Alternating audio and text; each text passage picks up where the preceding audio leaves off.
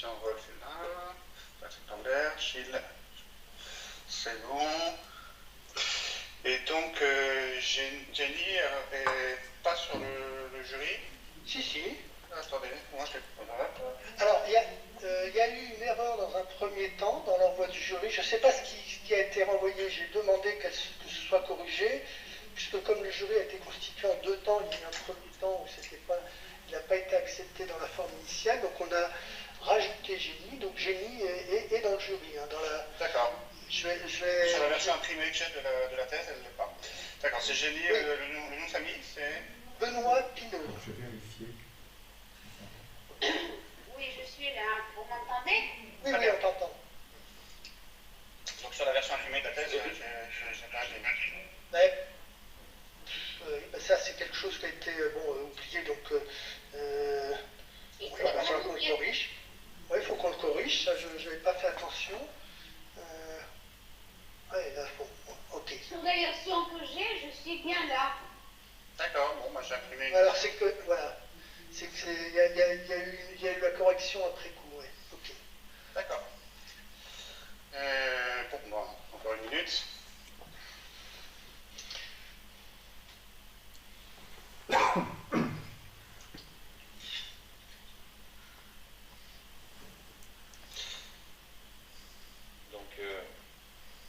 Pour information, on est en streaming pour le public là. D'accord. Vous savez combien il y a de personnes qui suivent? Je suis pas connecté, je peux pas le voir. Ouais, tu regardes, Gilles?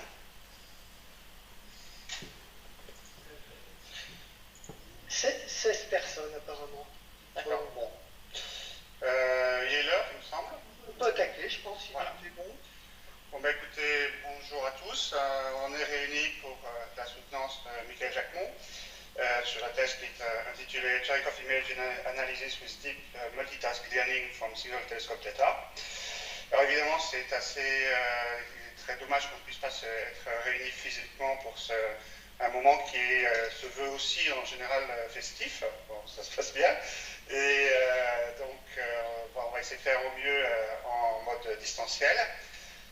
La façon dont ça va se passer, donc je vais d'abord demander aux différents membres du jury de se présenter en 2 mots. Ensuite, on passera la parole à Alain Bertrand pour une présentation d'environ 45 minutes, qui sera suivie d'un débat avec des questions avec les membres du jury. Ensuite, le jury se retirera virtuellement dans une seconde salle, tout aussi virtuelle, pour délibérer. Alors, typiquement, une délibération, ça prend 30 à 40 minutes, on va dire à peu près, et on se retrouvera dans cette même salle pour la partie finale de la soutenance. Et maintenant, je vais passer en anglais, parce qu'on a des membres du jury qui ne sont pas francophones. So I will switch to English. We are meeting today for the PhD defense of Mikaël Jacquemont, PhD entitled Cherenkov Image Analysis with Deep Multitask Learning from Single Telescope Data. The way this event will take place, I will first ask every member of the jury to present himself or herself in 2 minutes, so very quickly. Then I will hand over to Mikaël for a presentation that will last about 45 minutes, which will be followed by a debate and questions with a member of the jury. Then the member of the jury will move to another virtual room for the deliberation, which typically take something like 30 to 40 minutes.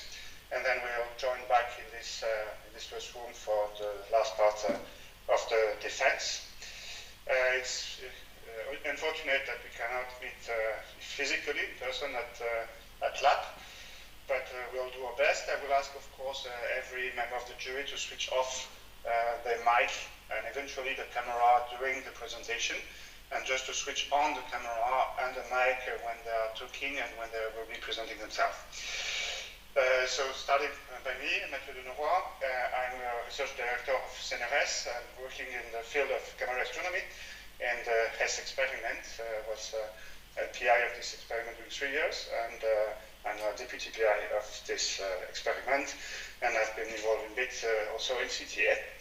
And I'm working at École Polytechnique, Laboratoire Le Prince Ringuet, Palaiseau, next to Paris.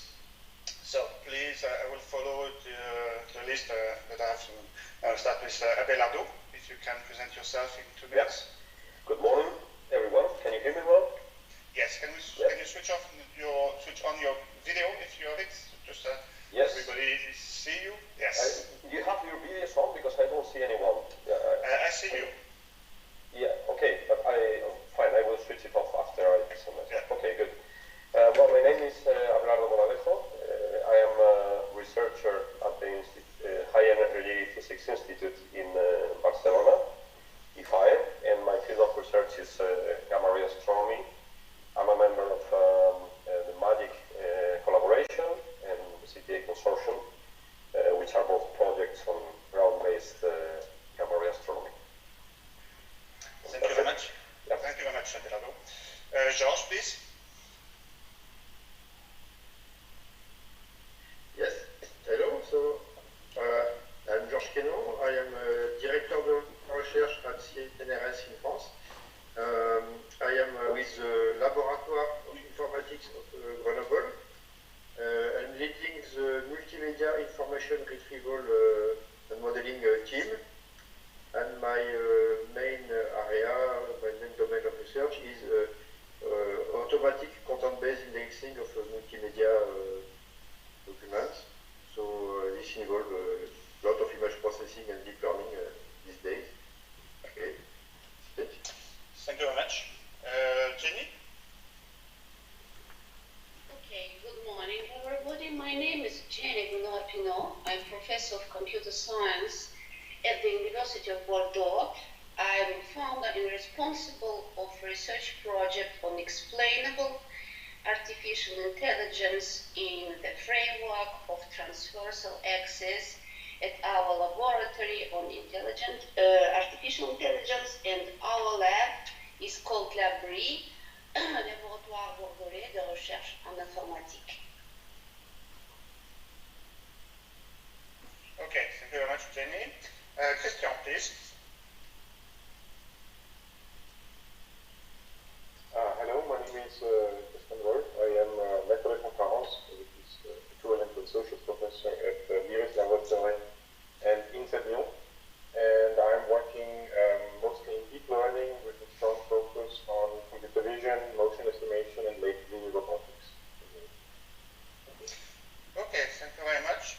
And the last 4 persons are actually the thesis advisors. And I will also ask them quickly to present themselves, starting by Patrick. They're not formally members of the jury, but they are. Okay. Okay, Patrick Lambert, good morning everybody. I am emeritus professor at the Université Savoie-Mont-Blanc, and my lab is LISTIC. Okay, Gilles, please. Yes, my name is Gilles Morin. Good morning. I'm an associate professor at University Savoie-Mont-Blanc and LAP. I work on astronomy gamma. I'm a member of a CTA and HES experiment, and I'm one of the 4 supervisors. Thank you. Alexandre? Thank you. Good morning. My name is Alexandre. I am Benoit. I am associate professor at LISTIC lab, and I worked with Mikaël on data science and computer vision, and mostly deep learning. Okay, thank you very much. Thomas? Good morning, everybody. So I'm Thomas Guillaume. I'm a physicist at LAP in Annecy and working on CTA. And I am the investigator of the Gamma project and co-supervisor of Mikaël. Okay, thank you very much. So I will ask now everyone to switch off their mic so we can listen to Mikaël. Eventually, you can switch off your camera if you want. I will just open the chat window in case there are problems. And Mikaël, whenever you want, you can start your presentation. Thank you very much, Dr. Denoy, for this introduction. Good morning, everyone. I am very pleased today to present my thesis work realized under the supervision of Patrick Lambert and Gilles Morin, and the co-supervision of Alexandre Benoit and Thomas Guillaume.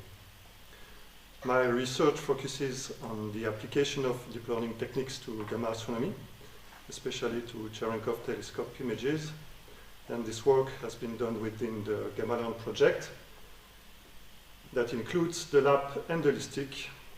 Gamma-Learn is funded by the European Edge 2020 project Astérix and the Fondation de l'Université Savoie-Mont-Blanc. The aim of Gamma-Learn is to explore deep learning techniques for gamma astronomy. And gamma astronomy is the study of the gamma rays produced by the most violent phenomena in the universe, such as the environments of black holes, supernova, or active galactic nuclei. And these gamma rays are a good proxy for a better understanding of the fundamental physics behind, for instance, cosmic reproduction, star formation, or the evolution of the universe. But they are also a proxy to probe new physics, such as dark matter. We observe the gamma rays with telescopes from space or from the Earth, and in this presentation I will focus on the latter case. Ground-based gamma observatories are generally organized as arrays of telescopes to benefit from the stereoscopy. And the current generation includes MAGIC, that is situated at La Palma on the Canary Island, and that is composed of 2 telescopes, and S, located in Namibia and composed of 5 telescopes. The Cherenkov telescope array is the next generation of ground-based gamma astronomy observatories, and it will increase the sensitivity of the analysis by an order of magnitude. Under construction, the CTA will be composed of more than 100 telescopes of 3 different sizes, and that will be distributed on 2 sites. And the upper figure on the slide illustrates the northern side of CTA, situated at La Palma near the MAGIC Observatory. Once completed, CTA will produce 200 petabytes of data per year that will be compressed, analyzed, and stored. And in addition, all the data already acquired will be frequently reprocessed to benefit from the improvements of the software analysis, the analysis software, sorry. During my thesis, I've been working on the Lst1, the first telescope built at La Palma. And as illustrated by the 2 pictures on the lower part of the slide, Lst1 is one of the largest telescopes of CTA. It is still under commissioning, but already produces exploitable data. Cherenkov telescopes cannot directly observe the gamma rays. Indeed, when a gamma particle enters the Earth's atmosphere, it produces an electromagnetic shower. As illustrated on the right part of the slide, the gamma particle decomposes into a pair of electrons that in turn emit a gamma ray, and so on and so forth. And this shower emits a blue light, the Cherenkov radiation, that is captured by the camera of the telescopes. When the Lst1 detects an event, it produces a sequence of images that are calibrated and integrated into a single pixel charge image and a map of temporal information. And when the event detected is a gamma, the signal produced in the camera frame is an ellipsoid, as illustrated on the picture on the left part of the slide. Cherenkov telescopes can also detect cosmic rays, mainly composed of protons, that are considered as background noise for gamma astronomy. So the Lst1 data reconstruction consists then in separating the gamma events from the proton ones and reconstructing the energy and the arrival direction of the primary particle that produced the shower. And this analysis is very challenging. The first challenge is the data volume that will be produced by CTA each year. Another important challenge is that in gamma astronomy we don't benefit from ground truths for real data, so we need to prepare our analysis toolchain with simulated data. These simulated data are high-quality simulations relying on the well-known physical model of the shower production and the simulation of the response of the telescopes.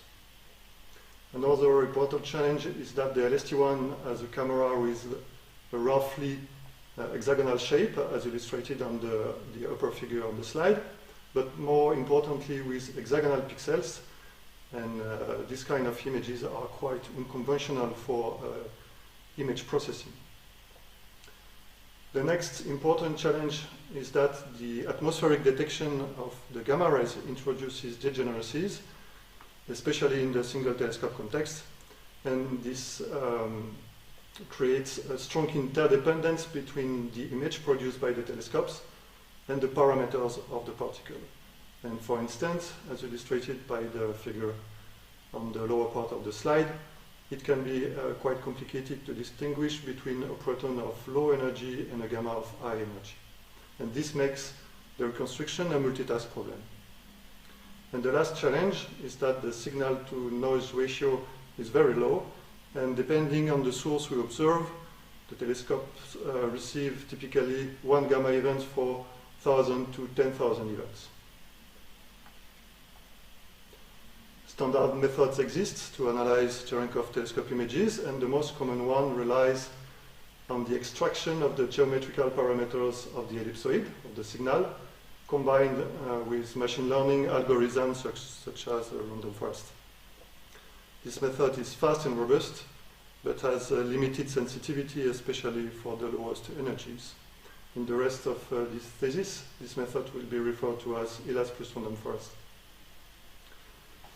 State-of-the-art methods, on the other hand, rely on the comparison pixel by pixel of the image produced by the telescopes and a huge bank of templates with the help of a likelihood function. And this method called template-based analysis offer the best physical performance, but their current implementations are too slow for CTA, and therefore I will not compare to this method in this presentation. I will use the ELAS plus random forest method as a baseline. So for CTA, we need a method that is as fast as ELAS plus random forest and as performant as the template-based analysis such as Model++. And deep learning is a good candidate for that because lately it became the leading approach to solve many computer vision tasks. It requires also limited preprocessing before the analysis, and deep learning is very fast for inference and potentially more performant than the template-based analysis. But when dealing with deep learning, we have to keep in mind that to train our model, we need large volumes of labeled data, and precisely in CTA, and especially for the Lst1, we benefit from millions of simulated samples. And we will see that transferring the performance from simulations to real data will be a challenge also. And with deep learning, we have also to keep in mind that it is still an empirical and very iterative process, and that there is no formula to design the best model possible for a particular task. If we want to successfully apply deep learning to the Lst1 data analysis, we need to tackle the following challenges, starting with the unconventional hexagonal pixel images. To build the model itself, we also need to take into account the multitask nature of the reconstruction. And then to validate the chosen approach, we need to build a robust and explainable model. And of course, our model needs to obtain better performance on the simulations than the baseline, the ELAS plus random forest method. And finally, we need to transfer the potentially good performance obtained on the simulations to the real data. The state-of-the-art proposes some leads to address several of these challenges, starting with the hexagonal pixel one. And hexagonal pixels are challenging for deep learning because the convolution is a key operator in neural networks success. And in deep learning libraries, it is implemented for square pixel images. And the traditional way to handle hexagonal pixel images is to transform them into square pixel ones with one of the methods listed on the slide. But these methods have important drawbacks, as they either imply additional preprocessing steps or involve image distortion. In particular, some of these methods don't respect the true neighborhood of the pixels, and this neighborhood is quite important for the convolution. The next challenge is the multitask nature of the analysis, and for that, multitask learning is an option. It consists in training a single model that learns to solve at the same time all the tasks, instead of building one model per task. And multitask learning has proven to improve the generalization capability of the model by learning the features that are relevant for all the tasks and not one particular. And in that sense, it also reduces overfitting. Besides, multitask learning helps the model learn difficult tasks through the learning of the easiest one. Another challenge is to build a model robust and also explainable.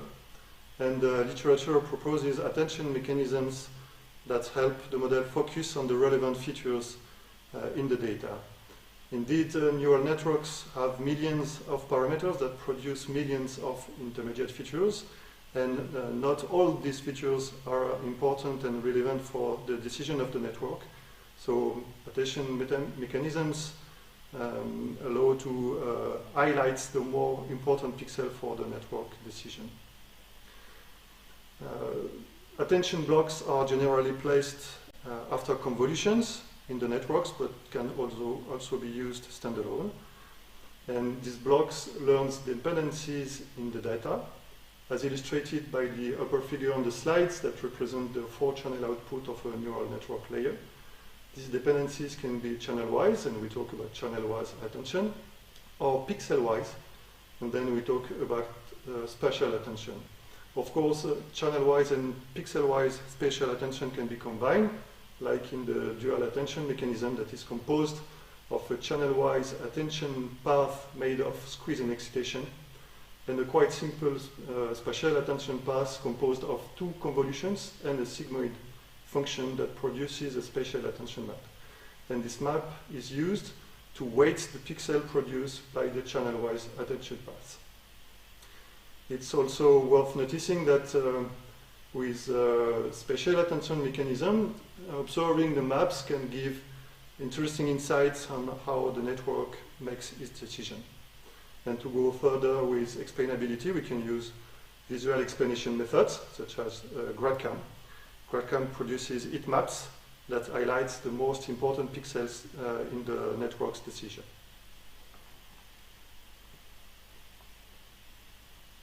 So now that the context of the thesis is defined, I can present how I've been working during my thesis to address all these different challenges, starting with the hexagonal pixel one. We have proposed indexed convolution that can be applied to any kind of pixel grid. And indexed convolution respects the true neighborhood of the data of the pixels, thus avoiding image distortion and reducing the number of parameters to train in the network. It is based on the GEM implementation of convolution that considers the convolution as a matrix multiplication. More precisely, we have rewritten the im2call operation that selects all the neighbors of the pixel of interest. And as illustrated on the right part of the slide, in the hexagonal pixel case, you can see that only the true neighborhood of the pixel of interest in red are selected by the im2call operation rewritten for the indexed convolution. I have validated the indexed convolution on the reference CIFAR10 dataset, and for that I have sampled the original square pixel images of CIFAR into hexagonal pixel ones with a very rough and simple methods. And then I have compared the performance of, on one hand, indexed convolution on these hexagonal pixel images, and on the other hand, standard 2D convolution on the square pixel images of CIFAR on a classification task. And you can see on the table here on the slide that both methods obtain quite similar performance. Besides, indexed convolution is not as fast as the standard 2D convolutions implemented in deep learning libraries, but the optimization of the implementation of indexed convolution was out of the scope of my thesis. It's worth noticing that Indexed Convolution is not restricted to hexagonal pixel images, and that it requires no pre-processing of the data before feeding the network. Indexed Convolution has been released as an open source package, and I have presented it during the VISAP conference in 2019. To build the model itself, I have proposed a deep multitask architecture, and when dealing with deep multitask learning, we must pay attention to two important key points. The first one is how we define the architecture, and the first option is hard parameter sharing. As illustrated on the right part of the slide, it consists in sharing a whole part of the network across all the tasks, and the shared part is generally the encoder composed of convolutional layers. The other option is soft parameter sharing architectures, and in this case, each task is addressed with a specific network, but there are additional layers that either share the information between the networks or constrain specific layers in the network towards similar distributions. The other important key points we have to tackle is how do we balance the different tasks to avoid easiest one dominating the learning process. And in most of the multitask learning contributions, this is done by hand, but this involves a quite extensive optimization process to find the best way possible for each task.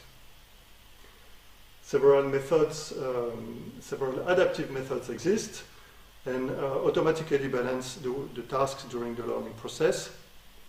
For instance, the methods that relies on the estimation of the uncertainty linked to each task as a proxy, or a grad norm that relies on the computation of the gradient of each task with respect to the last common layer in the network. Based on this, the architecture I proposed is called Gamma FISNet. It performs the full event reconstruction from Lst1 data, namely gamma proton separation, energy and direction reconstruction, but also the reconstruction of the virtual import point of the particle as an auxiliary task. This is a hard parameter sharing architecture composed of a backbone encoder and a multitask block. And this Gamma FISNet takes in as input the image charge, the pixel charge images, and the map of temporal information. The backbone of Gamma FISNet is the convolutional part of ResNet 56, the CIFAR10 version with full projection, and of course implemented with indexed convolutions to avoid the preprocessing of the data. The heart of Gamma FISNet is its multitask block composed of fully connected layers.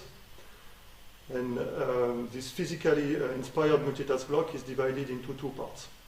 The first part, the global feature path, is dedicated to the reconstruction of the energy. Indeed, the energy can be considered as a global parameter as it is related to the total intensity produced by the shower.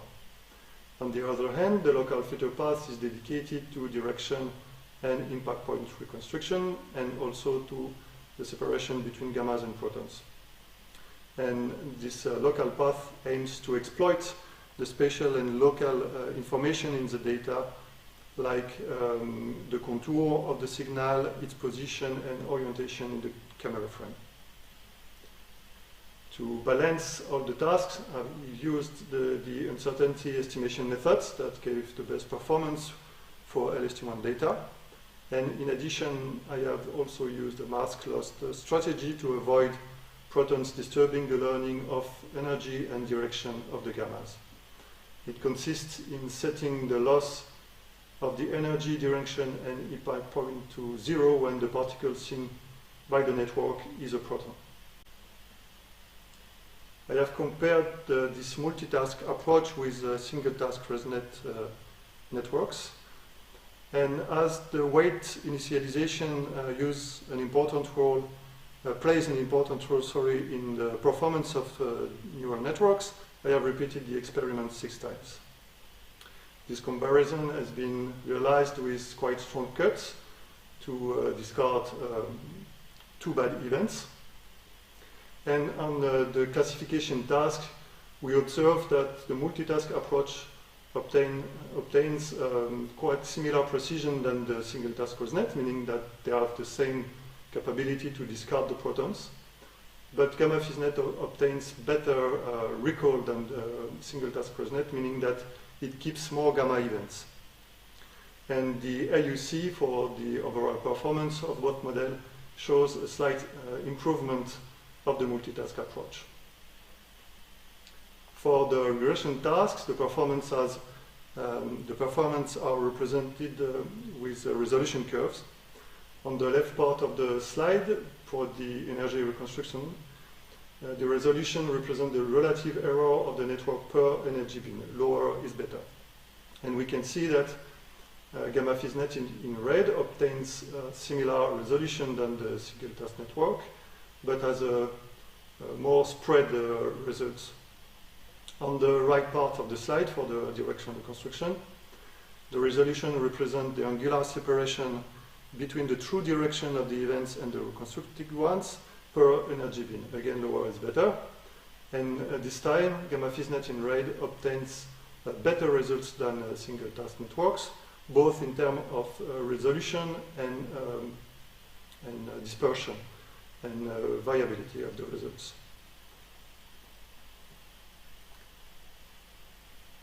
From these results, it seems that deep multitask learning is an interesting approach for the Lst1 data analysis. And to further validate this approach, I have augmented the gamma FizzNet with dual attention mechanisms. More specifically, I have inserted dual attention blocks after each stage in the ResNet backbone of gamma FizzNet. And as we are looking for speed for CTA data analysis, inserting the attention blocks after each convolution, like done in the ResNet SE, for instance, would have been quite costly. This version of gamma FizzNet is called gamma FizzNet DA. And I have compared gamma FizzNet DA with the vanilla version of gamma FizzNet, but this time with quite looser cut than for the previous comparison. And this low cuts keeps more low energy events than the previous one and are therefore more interesting for the LST1. On the classification task, we can see that augmenting the architecture with attention brings no improvement at all. And we will see in some slides a possible explanation for that. On the regression tasks, the energy reconstruction is on the left and the angular reconstruction is on the right part of the slide. We can see that gamma FizzNet DA in green slightly improves the performance on both tasks, especially at the highest energy. But more importantly, we can see that attention mechanisms allow to reduce the dispersion for both networks. The dispersions represents the width of the band around the resolution here, and lowering this dispersion means that dual attention mechanisms allow to improve the robustness of the network. And to try to understand how and why dual attention mechanisms improve the robustness of gamma FizzNet, I have carefully analyzed 25 events, well and badly reconstructed gamma and proton events. And the analysis presented here goes further the one presented in my manuscript.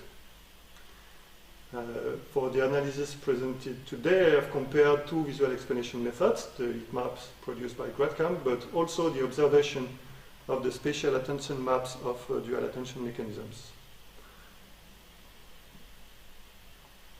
On this illustration example, the first row represents the GradCam heat maps for gamma FizzNet without attention. The second row represents also the GradCam heat maps, but for gamma FizzNet with dual attention. And the last row represents the spatial attention maps at the three stages in the network, in gamma FizzNet with dual attention. And the last column of this third row is the combination of these three attention maps. And the first insight shown by this example is that for the classification task, we can see that both network, with and without attention, focus on the signal area of the image. And this could explain why adding dual attention to the network doesn't improve the robustness of the model and doesn't improve the performance in general. But on the two other tasks, for the energy and direction reconstruction that is represented as altitude and azimuth, we can clearly see that the model without attention focuses on the border of the cameras instead of the signal area itself. But with attention this time, the model focuses on the area of the signal and on the quite wide area around the signal. And this is consistent with the observation of the spatial attention maps of the network that clearly show that the attention mechanism, the attention blocks, focuses on the signal area, on the very signal area. And all the 25 events I have analyzed present the same behavior for gamma FISNet without attention and gamma FISNet with dual attention. Gamma FISNet without attention focuses for the classification task on the signal area, but on the border of the camera for the energy and direction reconstruction tasks, while we clearly see that the dual attention mechanisms help the model focus on the signal area of the pictures. And we have seen that this effect is stronger on the regression tasks, and that the effect is quite null on the classification task. And this study has been accepted as a poster to the ICPR 2020 workshop on explainable deep learning AI. So now that we have built a multitask model to address the Lst1 data analysis, and we have improved this robustness with dual attention mechanisms, the next step is to compare its performance with the baseline, the standard ELAS plus random forest methods. I have realized this comparison with the low cuts again, and the results presented today are updated results because lately an update of the simulation has been released, namely the Prod 5. And on the classification tasks, we can see illustrated by the curve on the left part of the slide that gamma FISNet in blue obtains significantly better performance than the ELAS plus random forest methods in orange. And this overall better performance is also highlighted by the AUC in the table. If we observe the precision of both models, we can see that they obtain similar performance, slightly better for gamma FISNet, meaning that they have quite similar capability to discard the protons. But if we observe the recall, we can see that gamma FISNet is able to keep 3 times more gamma events than the ELAS plus random forest method.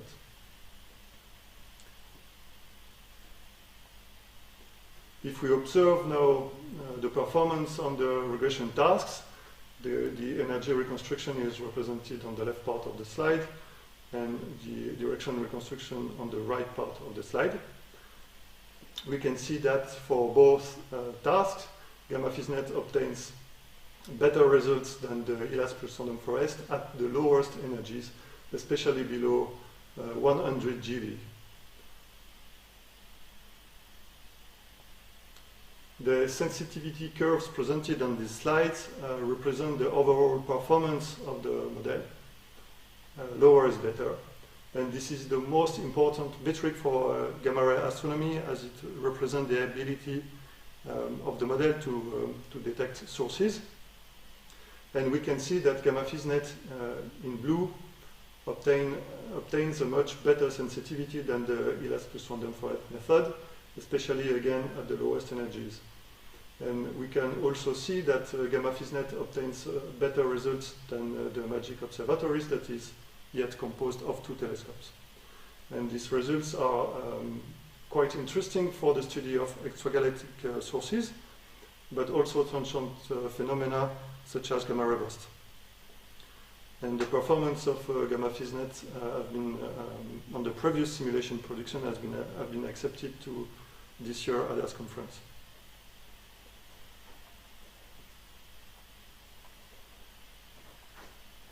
So we have seen that deep multitask learning is a good approach for the Lst1 data analysis, that its robustness has been improved by the addition of attention mechanisms, and we have also seen that gamma FISNet obtains better performance than the standard ELAS plus random forest methods.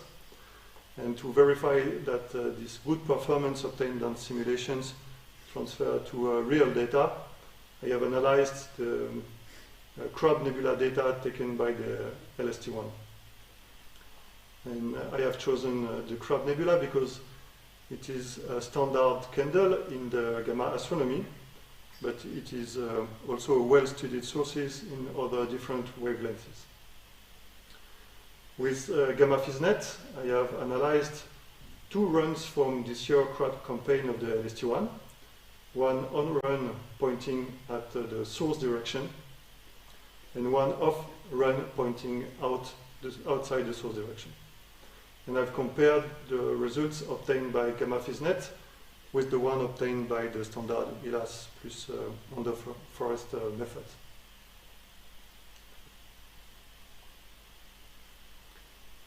In the real data analysis presented in my manuscript, I highlighted several discrepancies between the simulation used to train the models and the real data. And many of these discrepancies have been solved by the last simulation production, the Plot 5, and by the last version of LST chain that is used to calibrate and integrate the data. And the real data analysis presented today is updated compared to the one presented in my manuscript, as it takes into account this new production and the new version of LST chain. However, in this new simulation production, the level of night sky background is different between the simulations and the real data. And this difference is quite important for the deep learning performance. So I have solved it by rescaling the pixel charge of the real data. And this leads to the underestimation of the reconstructed energy of the real data by, and we have estimated this energy bias to approximately 25%. The analysis of the real data presented today have also been realized with the locals.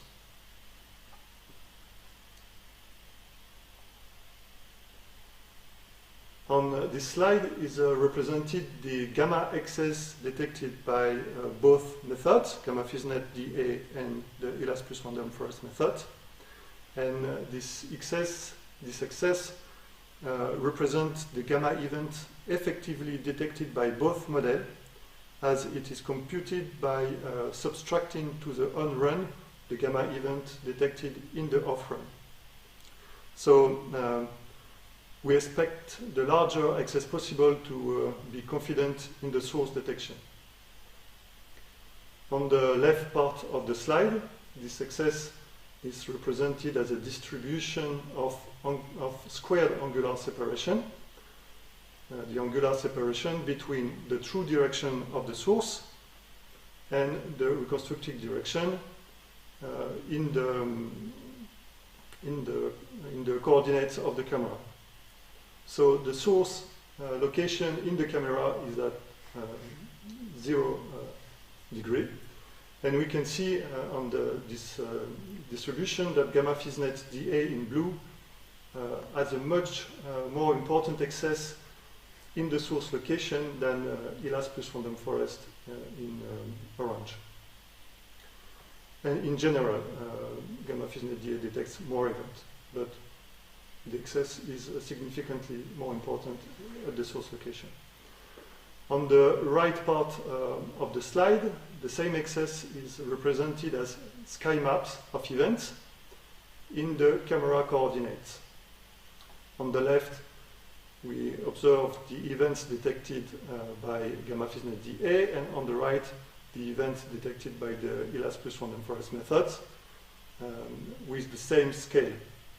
And again, we can see that in the source location, in the center of the camera, gamma FISNet DA is able to detect more events than the ELAS plus random forest methods, meaning that with deep learning we obtain a better detection of the source than with the ELAS plus random forest method.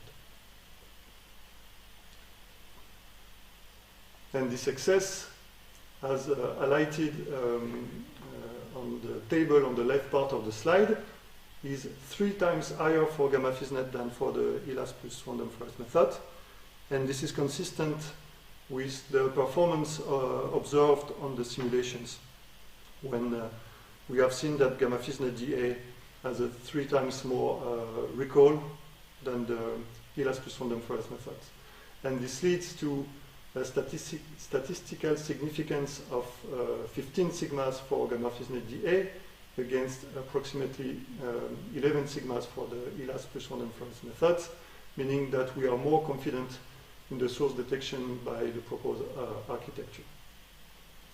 On the right part of the slide is represented the distribution of reconstructed energies by both models, gamma FISNet DA in blue and the ELAS plus random forest in orange. And again, we can see that gamma FISNet DA detects more events, especially in the lower part of the energy range. And you can see here that the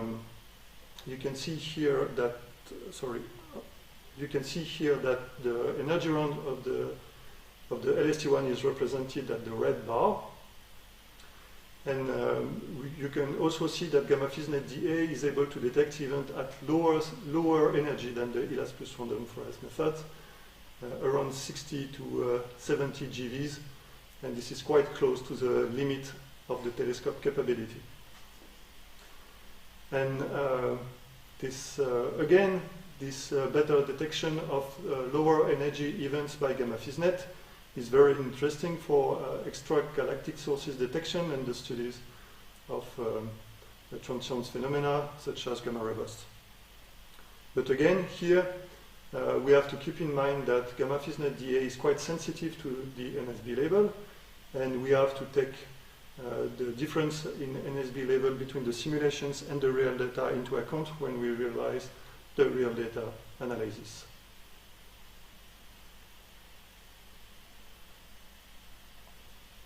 So to summarize this presentation and my thesis contributions, to address the hexagonal pixel challenge of the Lst1, we have proposed indexed convolutions that respect the true neighborhoods of the pixels and thus avoid image distortion.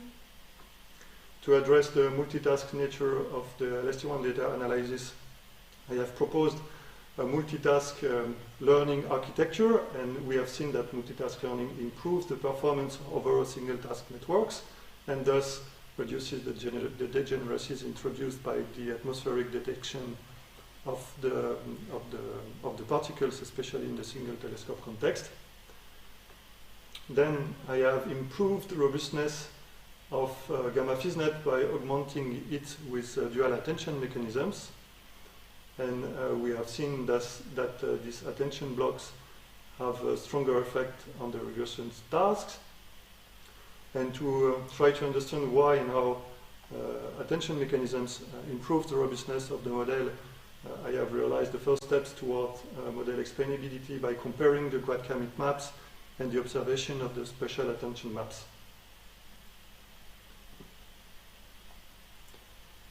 Then we have seen that gamma FISNet DA clearly outperformed the standard ELAS plus random forest methods on the simulated data, and this was a requirement, of course.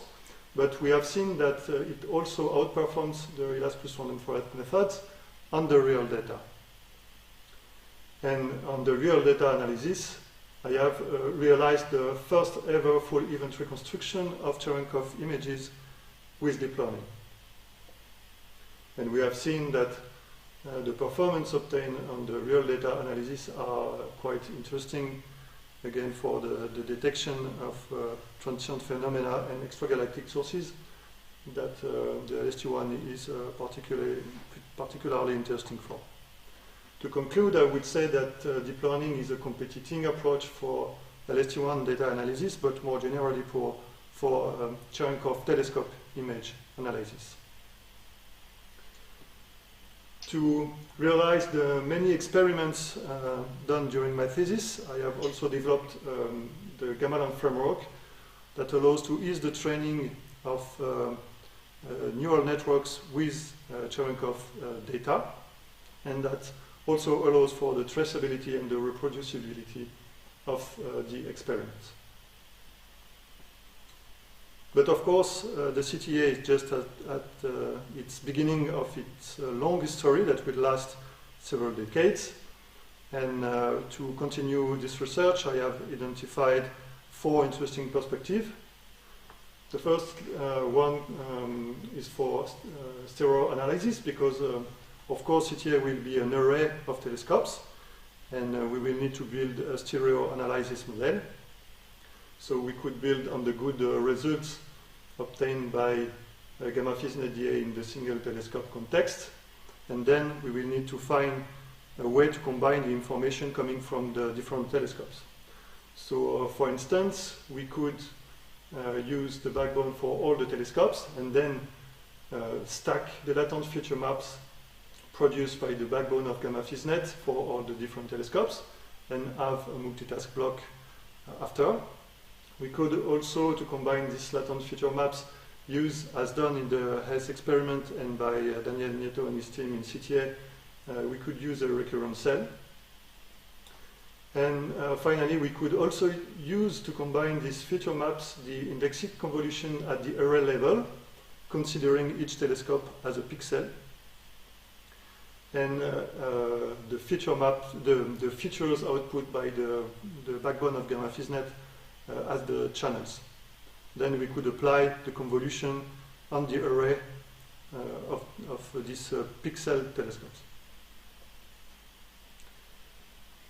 Another interesting list is that based on the good performance obtained by gamma Fisnet on the simulations and the real data, we could consider it as a candidate for online analysis.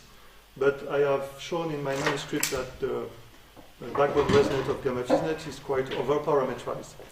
And I have realized lately preliminary experiments on reducing the number of convolutions in the ResNet that shown similar performance compared to the full version of the ResNet, but with an inference rate 3 times more important, leading to an inference rate comparable with the LST trigger rate. Considering the real data analysis, we definitely need to deepen the performance analysis and the comparison between the gamma Fisnet DA and the ELAS plus random forest methods. And we could also use the grad commit maps and the observation of the spatial attention maps to better understand how the networks makes its decision on the real data and compare its behavior with the one on simulations. And of course, we need to push the analysis towards the spectrum, the crop spectrum, to check that our detection of the source is consistent with the knowledge of the crop nebula. We could also help the model to better adapt to the real data in order to avoid being disturbed by the differences in NLSB level, for instance. And we could do this with semi-supervised learning by, for instance, adding an auto-encoding task to the network and presenting during the training process both simulated and real data. And finally, the last perspective is to definitely improve the explainability and the interpretability of the model by building statistical metrics that could be used in systematic analysis of the performance on both the simulations and the real data. I thank you very much for your attention. And the last slide of this presentation is the list of my publication. Thank you very much, Mikaël, for this very clear presentation. We will start the question session, and we'll start with the rapporteur. So, Abelardo, if you want to start, please. Yes, hello. Hello, So, can you switch on your yes, can you see me? Yes. Okay, so first of all, thanks a lot to Mikaël for this nice presentation, and also congratulations for the completion of this nice work on a very interesting topic. Yeah, I have a few questions on no particular order. Let's see, can you go first to slide 41? I think it was. It's a bit. Yes, this one here. So I didn't quite get how did you determine the strength of the cuts for this comparison? Because in the Hillas plus random forest analysis, you have this gamma-ness parameter that you can tune to get either high efficiency for gammas at the expense of somewhat larger background, or very pure sample with less efficiency for gammas, right?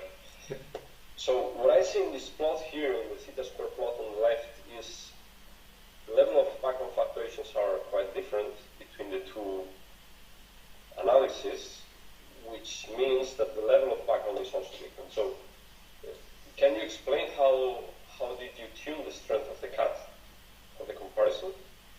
Yes, sure. So in order to make a quite fair comparison, I have computed, I have represented the distribution of the signal to noise ratio based on the gamma-ness, relatively to the gamma-ness. And I have selected for both methods the highest signal to noise ratio, the gamma-ness that correspond to the highest signal to noise ratio. I have a backup slide if you want. No, it's fine. I'm trying to understand. I mean, I think there would be simpler ways to do it.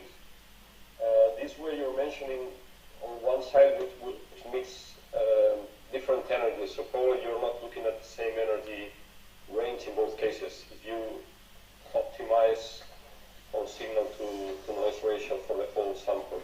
But okay, then I understand more or less what you did, and then I think a more fair comparison and maybe more informative is to do this somehow in beams of energy, and then tune the cut such that you have either the same level of signal or the same level of background in both cases, and then you compare the order, right?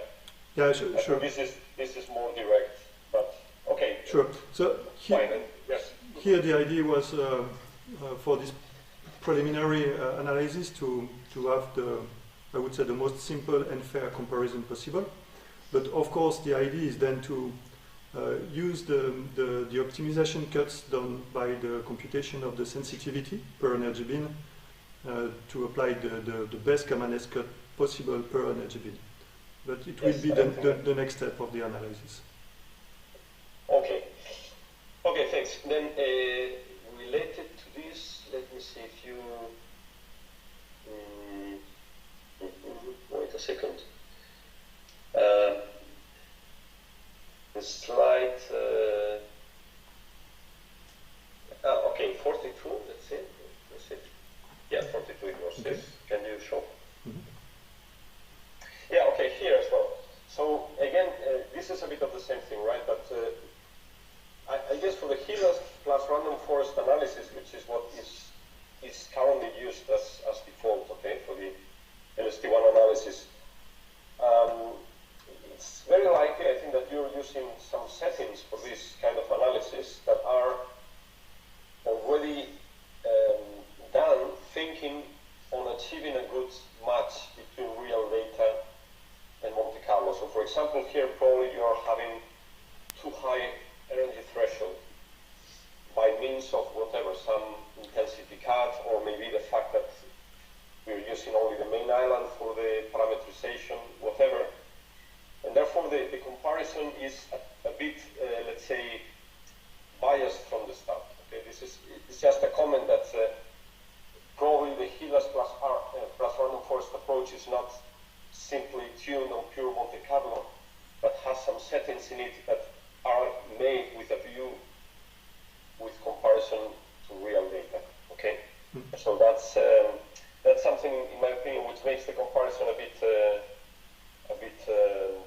not fully correct. Okay, but okay, fine. This was just a comment. Then a question on slide 14, back, regarding this problem with the noise level. Okay. Yeah. Could you explain what you did to do this, which was a scaling of the signals? Okay. Yes. Can you comment on that? Do you think it's the best possible way of addressing this problem?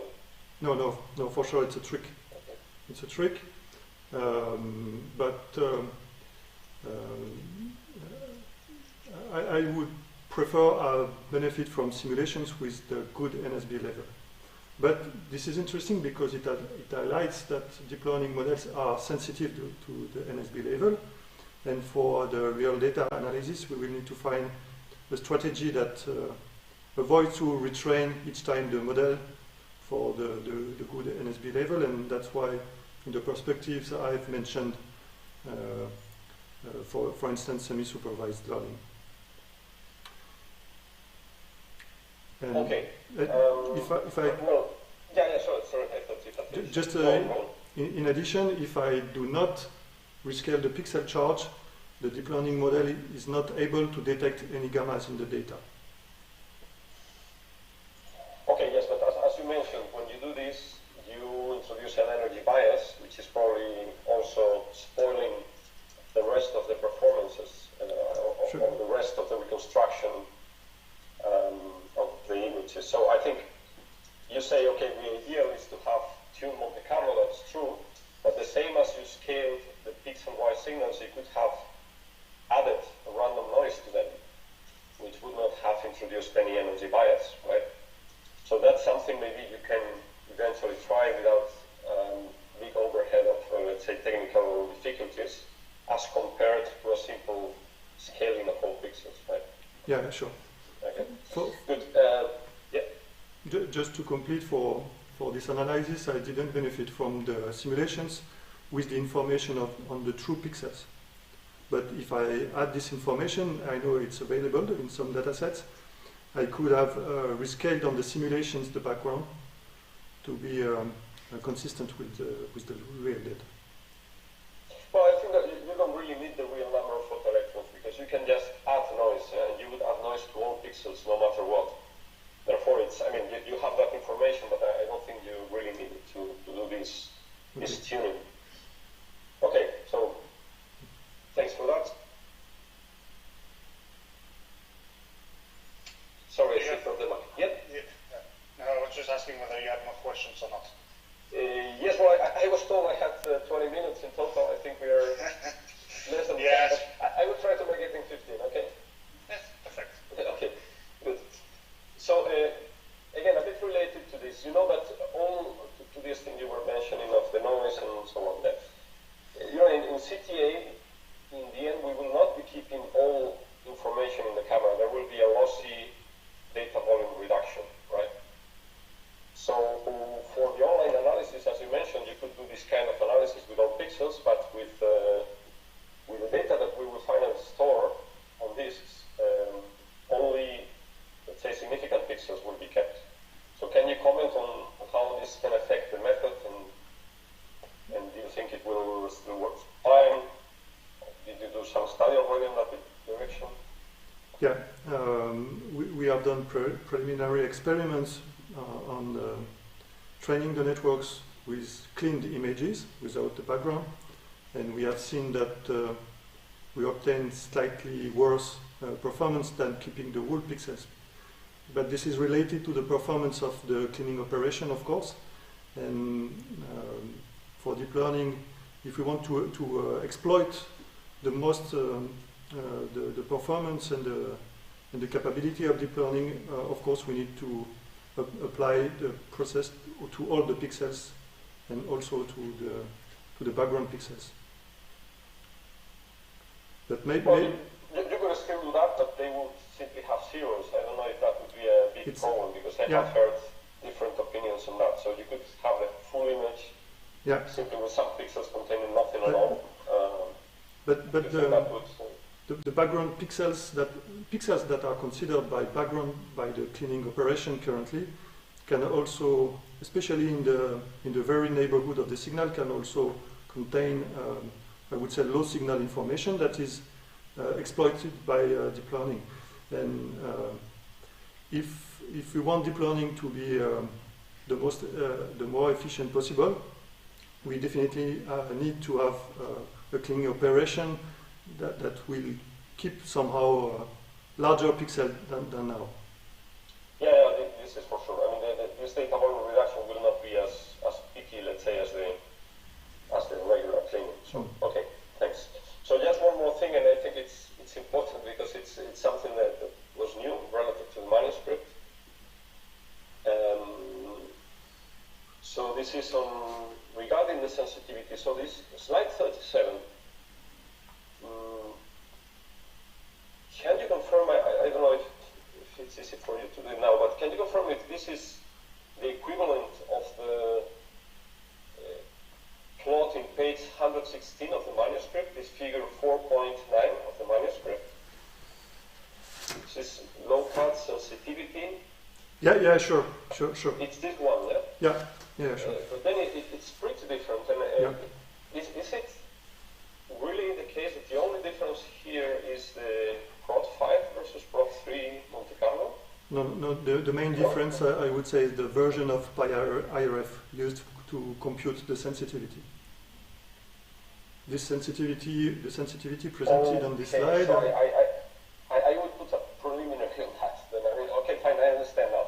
I'm relieved because I thought this was something only related to this production, but okay, no. So you used a different version of the sensitivity evaluation. Yes. Routine. Okay, so I think this should be cross-checked because, I mean, I really don't think, or I think it's very, very hard that at a few hundred GeV or around a TeV, with a single telescope, you can beat stereo system when both instruments are well above their threshold, which is the case at 1 TeV for MAGIC. So this is a bit, this new result is a bit striking, let's say. It's okay because this is a living work, so it's no criticism, but this should be cross-checked. And thanks. I wanted to understand exactly what had changed. Okay. If I give some elements about that, this last version of PyIRF has been validated on the whole CTA array and compared to even display. And then Mabel also made some cross-check on the sensitivity of the Lst1 random forest with our own code and the code presented here. And we are now quite confident in the results produced by PyIRF. Okay. No, it can be after all. I mean, eventually it might be just a matter of a combination of comparison of pure Monte Carlo result, also with a quite low level of NSV, which is the default we are used to, compared to the MAGIC one, which is done with real data. So it may be okay. I was just wondering about the difference with the one on the manuscript. Okay. So thanks a lot. Congratulations again, and that's all from my side. Thank you, Abelardo.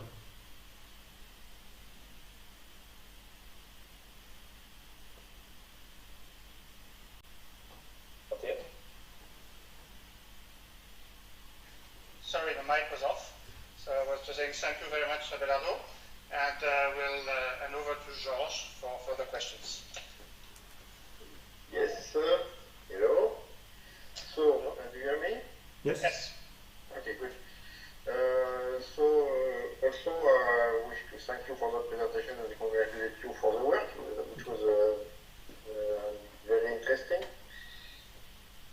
I have a lot of questions. So, also, probably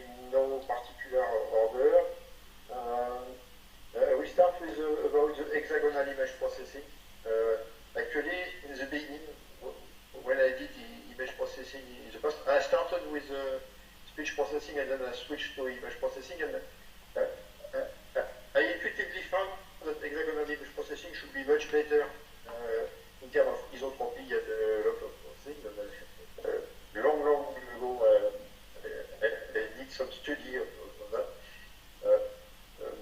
So it was kind of fun to see this actually happening in a real situation.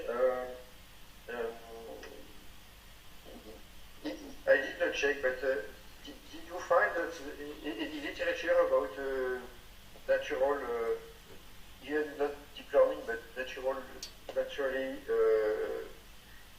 done image processing on hexagonal grid? Yes, when at the very beginning of my thesis, I have when I was looking for a solution to process these hexagonal pixels, I have read one or two old papers talking about hexagonal pixel processing and claiming that hexagonal pixels were better for image processing. Because yes, this is also what I thought intuitively, but in practice it turned out that nobody was doing that, so I gave up. Yeah. But for instance, for contour extraction and a lot of things like that as it was done at that time, it simply was very good. So anyway, yeah, good that you show that. I think there's kind of bias here because you somehow degrade the images by transforming them into interpolated image, and still you get similar performance, so that is good. But it would have been better if you have done that with original images with higher resolution, and for instance 64 by 64, and do some kind of 32 by 32 transform by grouping differently pixel by 4 for the square hexagonal image. Did you try something like that?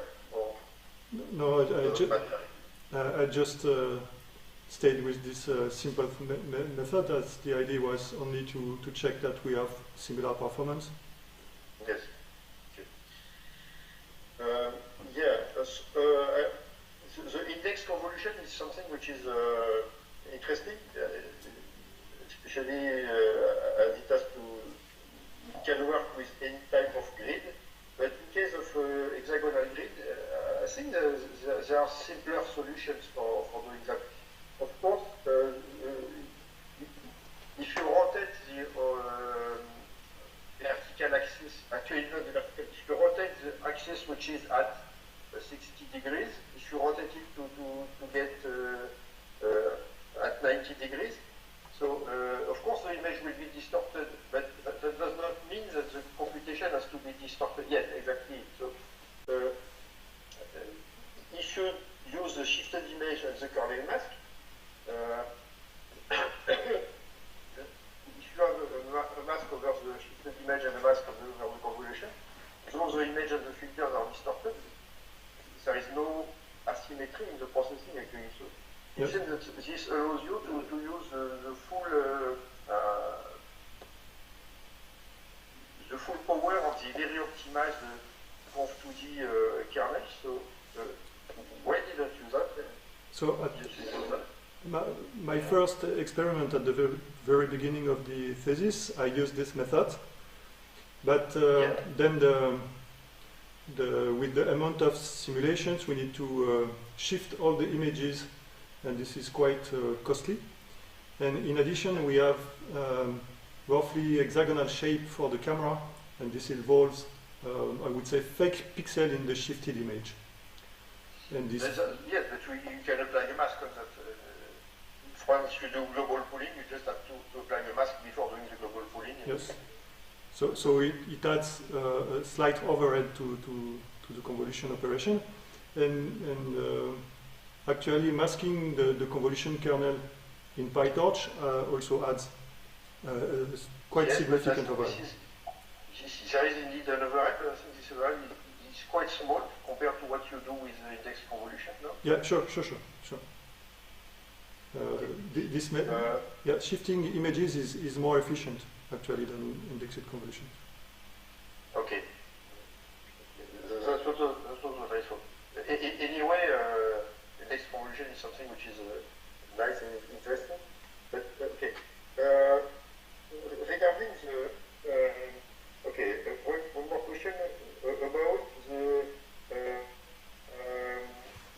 several targets. So for instance, you have added the point of impact as an additional target, and this has a side effect, a positive side effect, that trying to figure this out, even if it's not useful for the physicians, tends to at least not degrade, but probably even improve the recognition of the other parameter. Is it correct? Yes, true. Yes. So I was wondering, why did not you do that also for recovering the ellipsis parameters, for instance? Using the ELAS parameters of the shower, for instance? Yes, actually, from the simulation, you can get some ellipsis parameters, or even from the ELAS method in parallel. So, so you can have another output, which will be the regression of the either from the ELAS estimation or from both actually, yes, or from the simulation. You could have get that, and this might have the same benefit for increasing the precision of the accuracy of the other parameters, and also it would allow you to do some kind of hybrid method between the ELAS that uses these ellipses and what you need. Yeah, sure. So we have considered this kind of auxiliary task in the past, but we did not have the time to test them. And combining both method, ELAS and the gamma FISNet and deep learning models is one thing we have in mind for the future research also. Okay. I was also wondering, so you mentioned so the discrepancies. Okay, we can come back to that after, but one of the reasons there is discrepancies maybe is that there is the effect of the orientation of the direction in which the telescope is looking. It says that if the telescope looks very vertically or very close to the horizon, change the shape of the shower. Yes, of course, right? the shape and the orientation. This means that you could have had a benefit in including the information of the telescope direction? Telescope direction as an input to the network. Did you try that? No, actually we didn't try. Because I think if it changes the shape of the shower, it is very important to include that as an input to the network. The network would certainly use this information.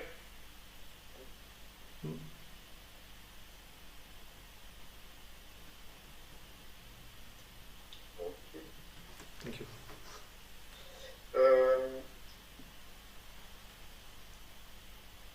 Yes, I have a question. Yes, the attention mechanism is interesting also. So you evaluated it intensively and simulated image. Did you investigate its effect on the real images? So typically you display the map of detections. Did you try to display these maps with and without attention to figure out with and not actually maps is confusing. I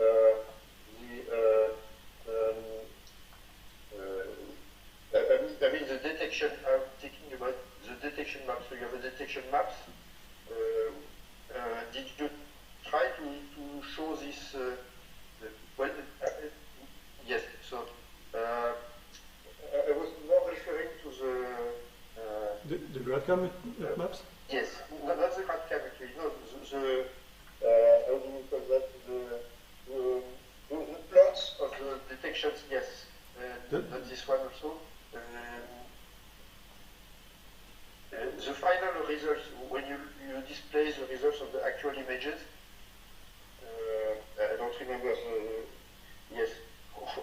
This one? Yes, that one. The one maybe is an effect of the display, but on the manuscript, this maps looks much more contrasted. it's not exactly the same because I have re-performed the analysis with my model trained on the last simulation productions. So these results are updated compared to the one presented in the manuscript. In the document it is figure 5.11. Mm. And another also difference is that here the sky maps are represented in the camera coordinates, but in the manuscript they are represented in altitude azimuth. Okay, yes, I have a question about that. So is there any camera coordinates? Could you have shown the beams so that they are on the same hexagonal grid? Sorry, I didn't hear the last part of the question. In the camera space, we have an hexagonal grid actually. Yes. So you could have displayed them on the same hexagonal grid?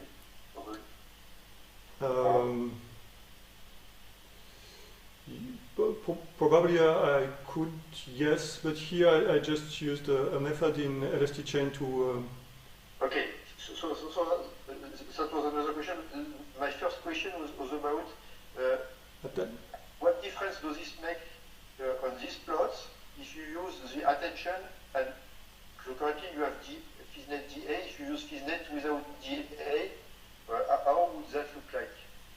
We have not yet performed the real data analysis without attention, and it's one of the perspectives to compare the performance of both attention and without attention on the real data, and to compare the behavior on real data with the behavior on simulations. Yeah. Okay. That would have been interesting. So maybe you will do. Yeah, this is a quite preliminary analysis. Yes. Okay.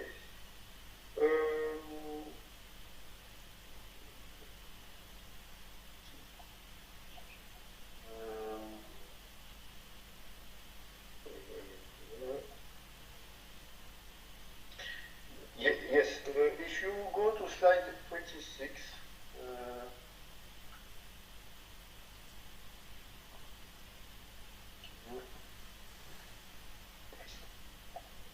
can you go to, yes, okay. It seems that when you go to higher energies, you have a loss, both in the energy resolution and the angular resolution. So we would expect that the more energy we have as the input, the more contrasted and clear the input images are. So how do you explain this degradation when you go to higher energy? In my opinion, the main explanation is that the spectrum of the data follows a power law, and the higher is the energy, the lower is the number of events that we can train the network on. So here, basically, the spectral index of the simulations is -2, if I remember well. So the number of events decreases quite rapidly. Yeah, that makes sense. Yes, it would be a good explanation.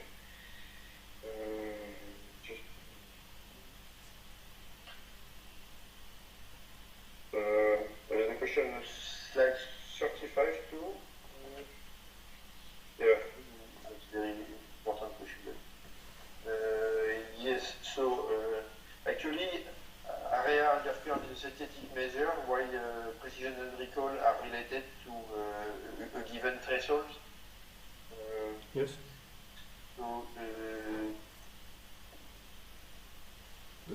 in this case, in information retrieval, we rather use the mean average precision. If we can, if you are able to have an area interference, you are probably able to get mean average precision. But actually, these parameters are highly correlated, so it's not a big issue. Just so if I may, the idea here was to have the performance in the same conditions as for the real data some slides later. So the precision and the recall are computed with the somehow optimized gamma S cut for both methods. That is represented in the last column of the table. Okay. And for gamma astronomy, there are interesting metrics, because they both they clearly highlight the capability to discard protons on one hand and to keep gammas on the other hand. Yes. Okay, so maybe I've exhausted my time.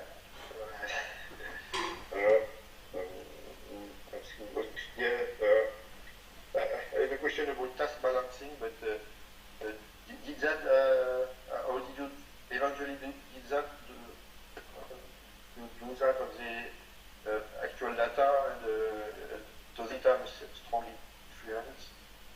Yeah, sure.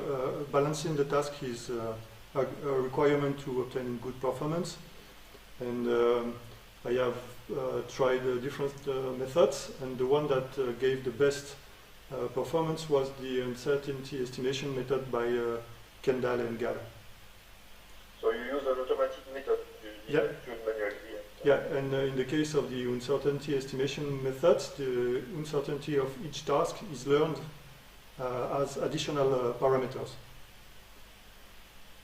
Okay, so I will stop this. Yeah, thank you. Thank you very much. Okay, thank you very much, George. And now we'll go to the examining course, and we can start with Christian, maybe. Hello, I'm actually invité. I don't know if it's my role to speak now. Patrick, what is the situation? Yes. Christian is invited in the jury, so I propose that Jenny Yes. takes the room now. Okay, so please, Jenny. Okay, thank you very much. First of all, I would like to make some comments. Thank you for Patrick and Alexander for inviting me to read such an interesting and rich work.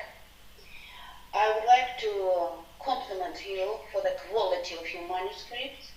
I think that you are physicists by your initial education, am I right? No, I come from computer science. Yeah, very rare, I would say, and exceptional. So, thank you very much. And of course, you did a lot of, let's say, explorations in your PhD, so the questions are numerous.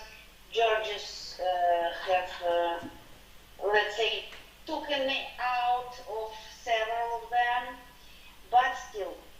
So the first thing is about convolutions on hexagonal grid. You present this in the chapter 3, if I'm not mistaken. Yes. And I have particularly appreciated your very nice and deep explanations of different convolutions we have now. So sparse convolutions and translations them into matrix multiplications and so on and so forth.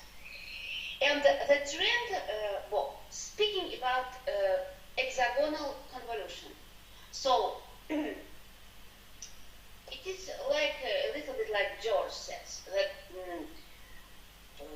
in the 70s and even 80s, image analysis community were very much keen on discrete geometry for image processing. And indeed, people tried to do classical image processing operations based on hexagonal grids. And in the hexagonal grids, if we now speak about convolutional filters, so it is easy to extend our Manhattan distances or infinity distance into hexagonal grid, defining spheres and like this, varying the convolution kernels. In the example you showed in the slides, your kernel is an equivalent of a 3x3 kernel in discrete grid, which means that you take the closest neighbors in infinity distance. And have you designed an algorithm, and on what is it based, when the user, because you did a contribution also to open source, when the user wants to change the size of convolutional kernel? Yeah, sure. So the way I've implemented the indexed convolution is that we define the kernel of the convolution by the size, the distance from the pixel of interest, and we can also use sparse convolutions, sparse convolutional kernels, and I have also implemented a kind of retina convolution kernel that has more pixels near the center of the kernel and less pixels while we go further.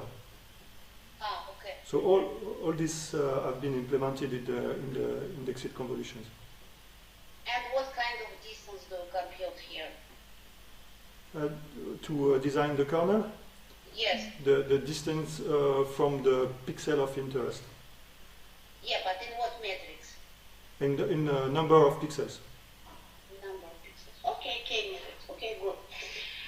Okay, thank you very much. Let's go further. Okay.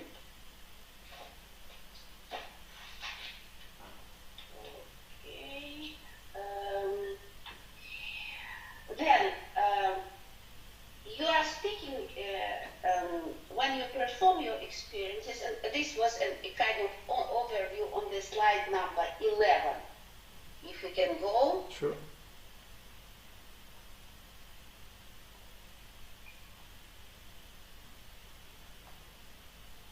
Yes. So you speak and you present your results on simulated data, right at the beginning. Yeah. So my question is, what is the method for the simulation, and how did you assess the correspondence, let's say, or the difference of this data with regard to the real data? Do you use some process which is common to physics for this kind of data, or have you used the process which is common for data augmentation for deep neural network training? Please. So the simulations are produced by physicists in the CTA collaboration, and it is divided into two parts. The first part is performed with the Corsica software that produces the shower when the particle enters the atmosphere. And the second part is a software called SimTelere that simulates the response of the telescopes. And the first part, the shower production, is a well-known phenomenon for physicists. And this part we are quite confident in the trueness of the simulations. And on the other hand, for the simulation of the telescopes, of course, for CTA, as the CTA is only under construction, the simulations evolve frequently, and that's why we had lately another production of simulations, the Prod 5, that better take into account the real response of the telescopes. And of course, in the collaboration, several people are in charge of checking that the simulations correspond to the real data and vice versa. Yeah. This is what I supposed. Yeah. Okay. So next. Yeah. If we go to the slide 15 and then to the detailed presentation. So you basically spent some time of your PhD working on the problems of integrating attention mechanisms into your convolutional neural network. And you integrated two, the most popular today, everybody uses, And in our works, we did a thorough comparison of the performance of these mechanisms with psychovisual attention, and we come to the same conclusion as you come, which means that this brings a very, let's say, epsilon order improvement in your target accuracy. And I also think that when we are speaking about channel-wise attention, look what happens. We parameterize our hyperparameters. From the beginning, we build a deterministic architecture. For each convolutional layer, we fix the number of filters, right? And thus, we got very much redundant information. And instead of playing with this attention mechanism, reducing this number of channels a posteriori, what do you think will be the way to design an optimal network, probably after some trials, you know, in some kind of loop process? Do you have any ideas about this? Yeah, we could, for instance, have the number of channels per convolution as a parameter that is learned by the network, for instance.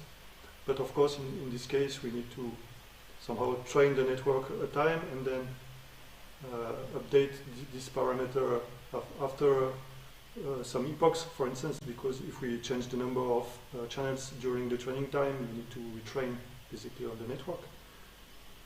So it could be an option. And I'm also thinking about, but I guess it's also an attention mechanisms, elastic nets, I guess, that plays with the number of channels in the network. Okay, good. Now, let us go to slide 24.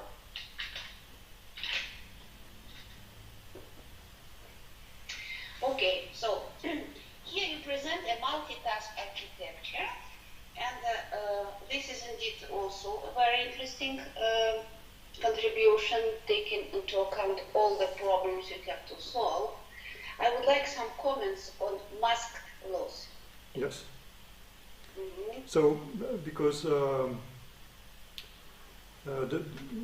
we cannot, we don't have the real direction of the protons when they enter the atmosphere, because from the source where they were produced to us, they are deviated into their ways by magnetic fields and the matter they cross on their travel. So we cannot rely on the direction of the protons and the cosmic rays. So basically here the idea is to only introduce the protons in the training process for the classification part and completely remove them from the regression part. So we just set the loss of the regression task to 0, and then when the proton is seen by the network, and then the network doesn't update the weights of related to the regression tasks. Okay, now it's more clear. Okay, thank you. Okay, now let's go to the slide 25.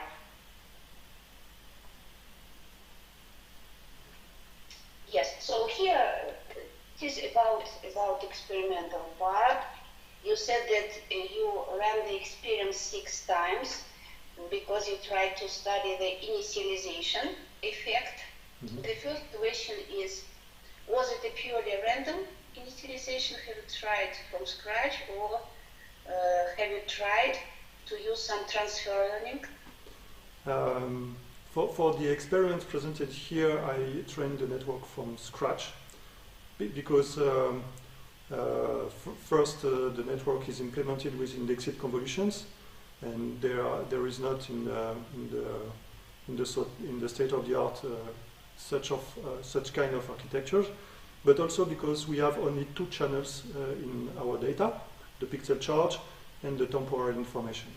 But some months ago, I have realized some experiments in the sense of the transfer learning, but by first training the ResNet part of the model on the CIFAR 10 classification task. But then I had to modify the data in order to have only two channels. And then applying this trained network and fine-tuning this trained network on our problem, but it didn't help to improve the performance. I guess because the data are too different. Yes, okay. But look, if we are speaking about transfer learning here, you have plenty of simulated data. And in one of the schemes proposed by Benjo and his team, they tried to do the following. They tried to split the database in two, and then retrain from scratch on first chunk, and then to transfer to another chunk, to the second chunk. And they report that this is one of the schemes which could help. As you have this possibility to simulate a lot of data according to physical model, why not doing this? Yeah, sure, cool. This is a very interesting option. I just need to mention that the simulation process of the data is quite costly and intensive. So we have millions of samples, but to produce this million of samples, it takes days or weeks. But this is for sure an interesting perspective, and we could try it in the future work. And another question is, as you have already done several runs, several simulations, why haven't you used cross-validation approach? Yeah, yes, we have been thinking about cross-validation, but we didn't do it yet, because training the model, depending on the architecture and the cuts, training the model lasts approximately 40 hours with indexed convolutions. And for instance, if we would realize a tenfold cross-validation, it would take 400 hours. And we need a lot of GPUs to do this. Okay. I understand that. So let us go then to slide 27 and speak a little bit about attention and explainability and the results. Mm-hmm. Yes. So to validate the approach, you try to apply the methods for explanations. Yeah. So I think it was somewhere in this slide. No. Attention, we have already spoken. It is about explanation now. Yes, here. Mm-hmm. So you show the first of all, you use the GradCam method. My question is, why haven't you used LRP method? Sorry? Why haven't you used LRP method? I think that this family of the methods, I'm just trying to explain my point, that this family of the methods, which are based not on the gradient, but on the backpropagation of neural responses, reflect better what happens in the neural networks. And believe me, I played. So my question is, why this choice? just the first method at hand, or why? Why GradCam? Yes, GradCam seems to be an interesting method to highlight the different, the most important pixels. And yes, we didn't, I know we didn't explore many different possibilities for this explanation method. And this is, of course, something we should do, but this work is quite new in my thesis. So, of course, we need to push it further, I would say. Okay, then I will have another question. Looking at the first row of your picture, yes. I ask, what was the padding method you used? For the convolutions? Yes, for the whole layer, yeah. for all pairs of features. You use padding. Yes, zero padding. Zero padding. Yes. So, if you use the zero padding, look what happens on the borders. Yeah. And this is a typical effect of zero padding. Okay. So, I'm really surprised, I would say, that from a mathematical point of view, you did plenty of very good things in your PhD. But this point is so common in image processing algorithms. So you should have thought about this. Okay. Yeah, definitely I should. When observing these heat maps, we had in mind that it would make sense for the network to look at the border of the image, because the information of whether a shower is truncated or not is quite important for the reconstruction. And yes, I missed this point, definitely. Because you induce high frequency here, and if high frequency is there, then you will obviously got strong features in any convolutional neural network. We just, let's say, don't speak about this, but this happens. And another question about the comparison of the heat maps is that here you use spatial attention maps, and then you use dual attention with GradCam, and you say that with attention it is better, and the corresponding heat maps are closer. But it is not sufficient to say visually they are corresponding. You have to quantify this somehow. Have you compared in terms of usual metrics of comparison of attention maps, such as Pearson correlation coefficient, normalized scan path, or something else? No, not yet. This is definitely in the perspectives, and we absolutely need to do this, because again, we want to analyze systematically the behavior of the network, and also 25 example is not enough to draw strong conclusions. So yes, for sure, we need to use and build these statistical metrics. Okay, so other things about the results. So let's go to slide 30.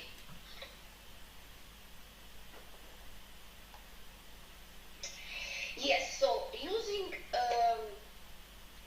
your attention mechanisms, you say that you get a slight improvement. And if I go to the dispersion curves, then if I'm not mistaken, I see that your improvement is of order of 1%, right?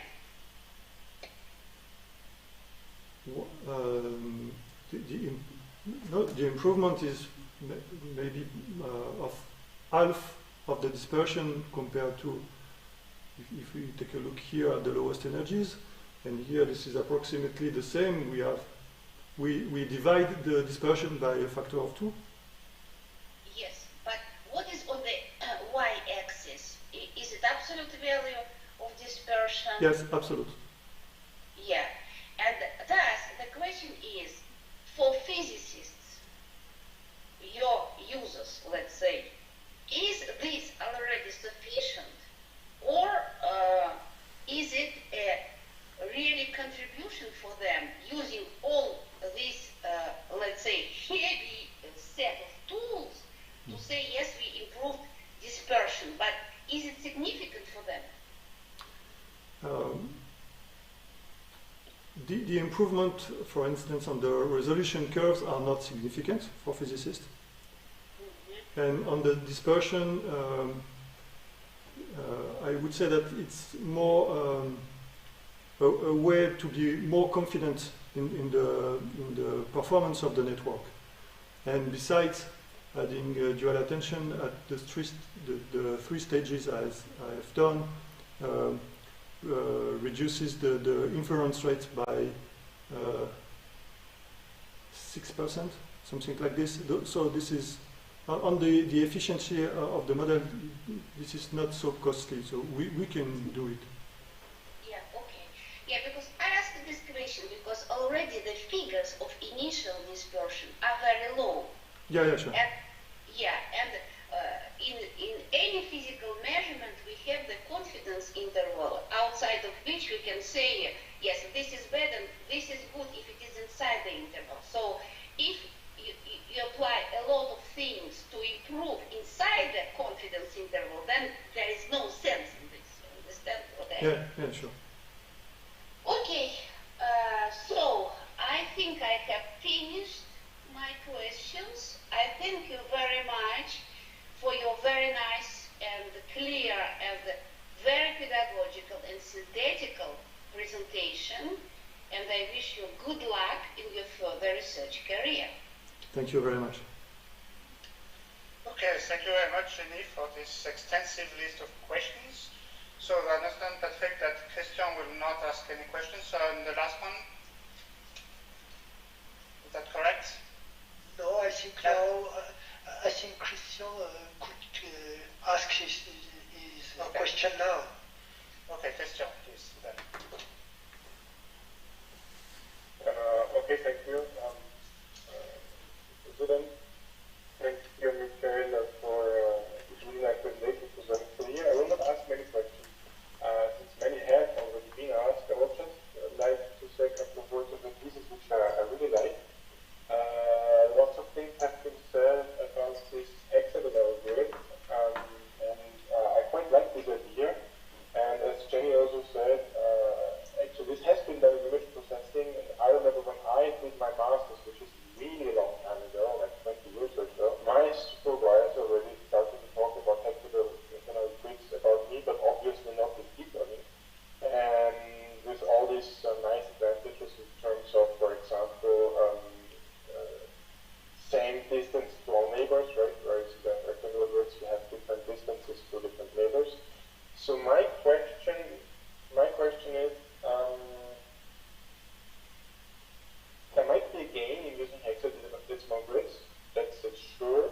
My question is, did you use the right metric and the right application to evaluate these gains? I will explain my question further. So you seem to have evaluated this on image classification. But image classification, precision in terms of sampling is probably not that important. The proof of this, or a corroboration of this, is that actually we use very low precision computing in deep learning. We go down to 8-bit precision in terms of floats. We use pooling, max pooling, or strided calculation, strided convolutions. So basically, precision is not important. You can do whatever you want with the grid almost, and you still got lots out of classification. On the other hand, regression is something else. So if you want to precisely locate the part of the signal, then we know that max pooling is not a good way to do, and all these kind of things. So my question is very simple. Shouldn't you have actually evaluated your your hexadecimal convolution on the regression task, which is in your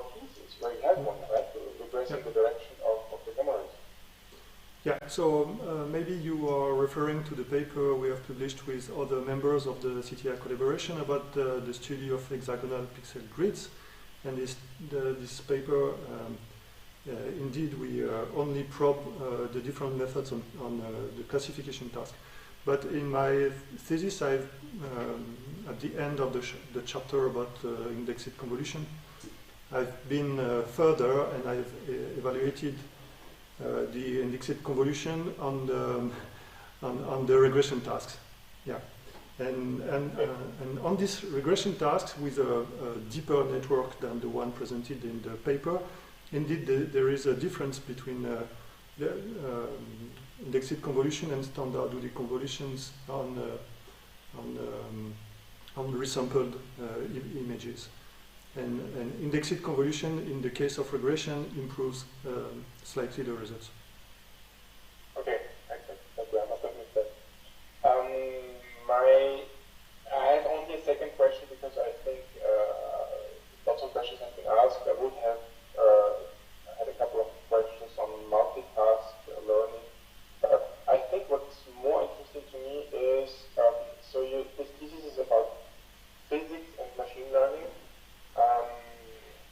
And my question is simple: would it have been possible to add physics into the machine learning contributions itself? For example, as inductive bias. This is something which is done a lot right now.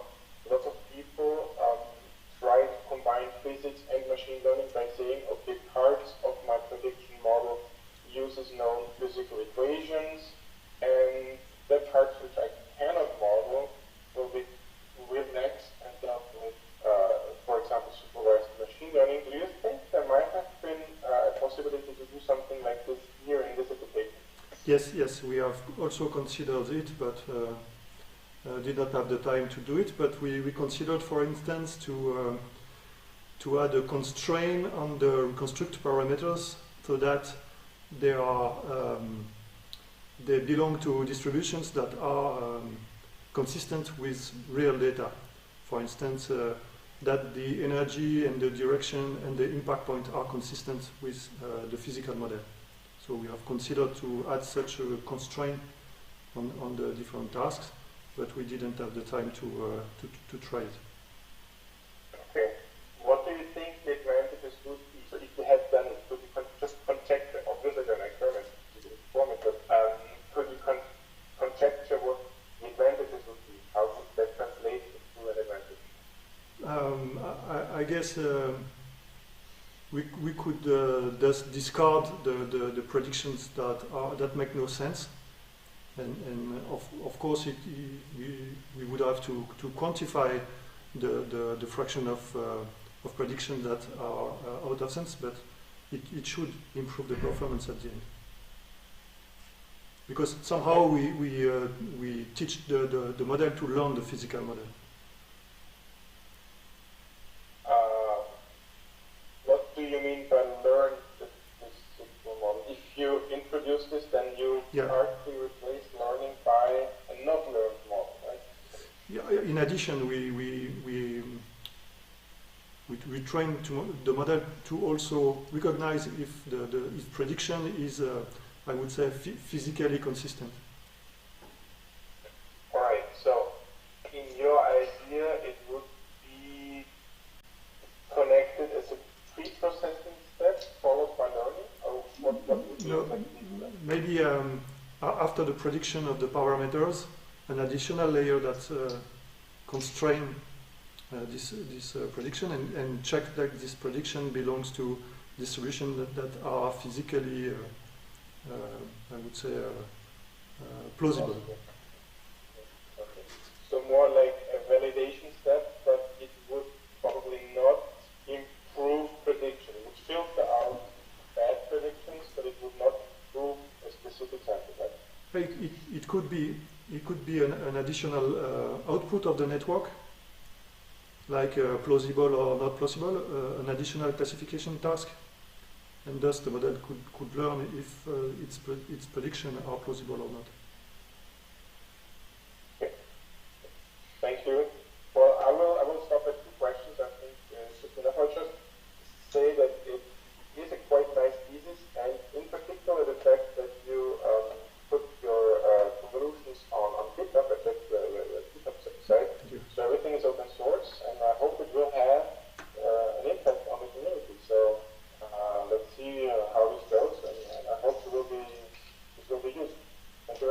Thank you very much.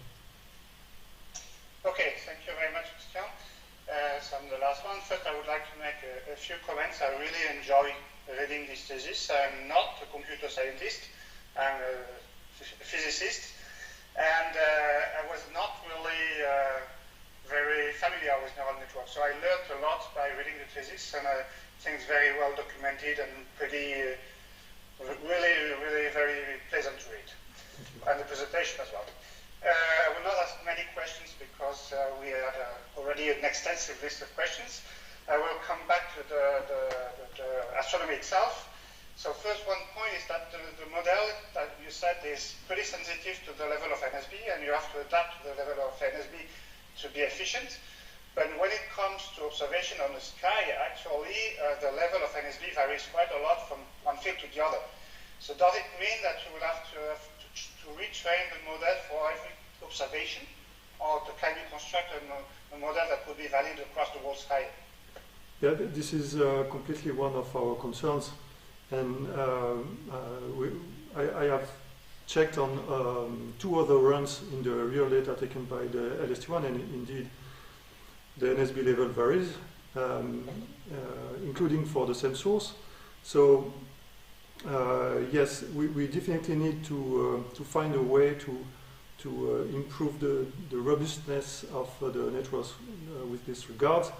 And the idea was to use semi-supervised learning and to add an auto-encoding task to the network. This is the first idea, to help the network learn what makes simulations and what makes real data. But the question is open, and definitely we need to find a strategy to avoid retraining the network for all the real data that will be taken. Okay. On the slide that you're currently displaying, so the dispersion, if I was not completely sure that I understood that correctly, that means that this is for different training of the model? Yes. And you compare, okay. Yeah. So you compare the response of different models? Yes. Okay, and you see whether they agree with each other. Good. Yeah.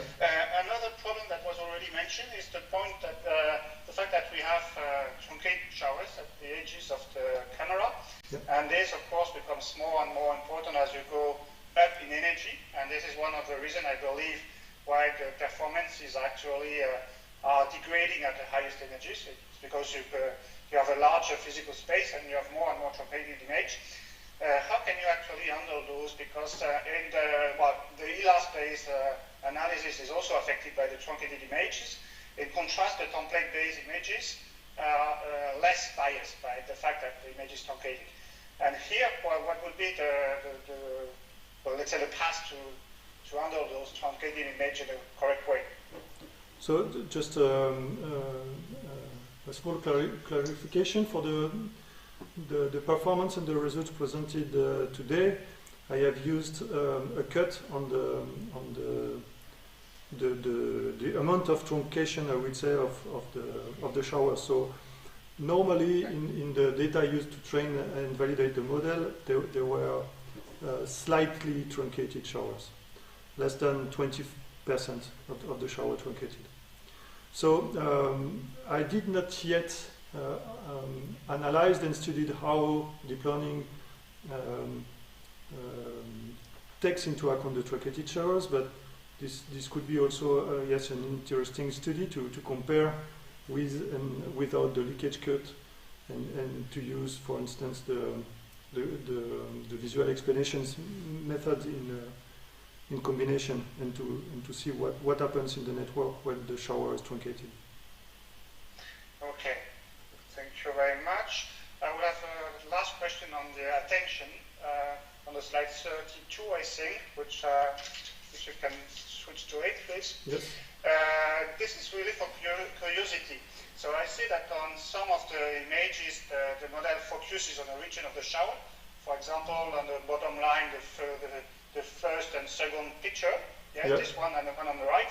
And the stage 3, the model seems to focus on exactly the opposite part of the image, outside of the shower. Yep. And above, it seems to focus not on the shower itself, but on the two ends of the shower. Yeah. Yeah. Any explanation where this can come from? What is the reason behind? Yeah, so the first point here, that the stage 3 attention maps focuses outside the shower, we have to keep in mind here that the scales are different. And actually the rescaling of the pixels here is quite low, maximum 1.1. So I would say this attention blocks in particular has a much less effect on the data than the first one, the two first one. And when we combine them, we can see that globally the attention blocks focuses on the shower signal. And then here, yes, indeed, if we observe the GradCam maps, it seems that at least for the direction reconstruction, that the model focuses on the extremities of the shower, and here my hypothesis is that the gradient of the signal, the pixel charge, and the temporal information maps gives interesting insights of the development of the shower and on the direction of the development. And this development is quite important to reconstruct the direction. And I guess the network is focusing there because of that. Okay. And maybe I will ask one last question about regression task. So you actually reconstruct the shower energy, impact, and direction. But there is one parameter that you did not include in this regression task, which is the altitude of the development of the shower, which is also a parameter which has a physical importance. In particular, it helps discriminating electrons and photons, which are both electromagnetic showers, which look similar, besides the fact that they develop at a slightly different altitude. Is it something that you plan to incorporate, or any reason why you did not? So I have made some very preliminary experiments with the regression of the Xmax, but at the time the model was more, I would say, rough and not the final version of the model, and this auxiliary task didn't help to improve the performance. But with Gamma FizzNet, I didn't yet try to incorporate the reconstruction of the Xmax, for instance, or the maximum 8. But this is something that this is something that we definitely could do to improve the separation between photons and electrons. Okay, so you plan to incorporate that in the future. Okay, then thank you very much. Thank you. I think we'll stop here for the questions. I will just hand over to the four supervisors so that they can make a few comments before we deliberate. So, Patrick, maybe you can start. Okay, thank you, Mr. President. So, first of all, I want to thank all the members of this jury and who have accepted to analyze this work, and also for the very interesting discussion which follows the defense. Of course, I have no question concerning the work, but I would like to make two comments. The first one is about the project itself. Retrospectively, it looks like a very beautiful story, which began nearly 4 years ago, and but this story was not so easy to build. First, we have to find some fundings, and so I would like to thank Giovanni Lamana, who is the director of lab, and which used one of his European projects to help this work. And also I would like to thank the foundation of University Savoie-Mont-Blanc, who also helped to realize this project. The second problem was to mix some two different domains, very different domains: computer science, and specifically machine learning and deep learning, and in another part, astrophysics. And the third problem was to find a student for this project. And this is my second comment concerning Mikaël. I know Mikaël for quite a long time because he was one of my students in the engineering school, Polytech NC Chambéry. And as a student, he was a little bit different from other students. A little bit older, but that was not the main difference. The main difference was on his attitude. He was very serious with a big desire and a willingness to learn, and which was much stronger than that of other students. And added to that, he had excellent results. So after his diploma, it was a little bit surprising. He made a one-year break, and probably to think about his future, also to build his house too, and also to train himself on deep learning.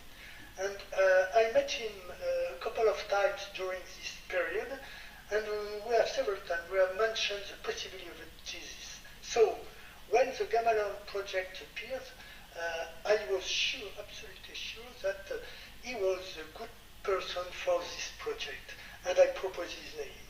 And now you have seen the result of this work today. So I would like to add that Mikaël was a person with whom it was very, very easy to work. He's very attentive to our remarks, very, very calm and quiet, with a strong work capacities and very determined. Because, of course, there were some moments of doubt during the thesis, but he was always working and he never gave up. So I would like to thank Mikaël for all these qualities during this work. That's all. Thank you. Okay. Thank you, Patrick. Very much, Patrick, for these very nice words. Gilles, do you want to add something?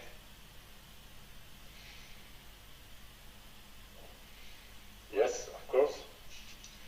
So thank you everybody for this thesis and this jury. We are 4 supervisors, so I'm not going to take too much time. Of course, I join all that Patrick said, and I would like to remind you several points.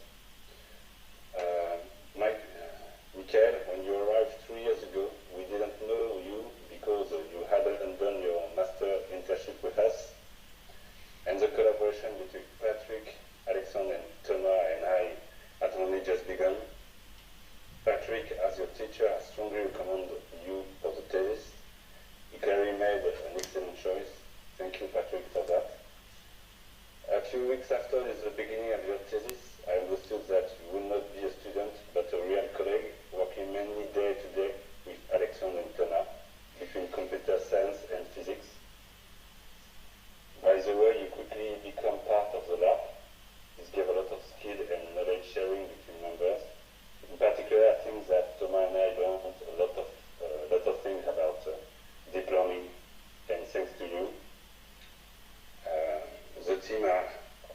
The team also shared some good moments. We went to restaurant and bar. We went for a hike in the mountain. Perhaps I digress, but it was a good moment with you. During all your thesis, you showed rigor, seriousness, realism, and professionalism in everything you did. This quality and your work have allowed you to obtain important results for the future of gamma astronomy for CTA. Thank you, Mikaël, for that.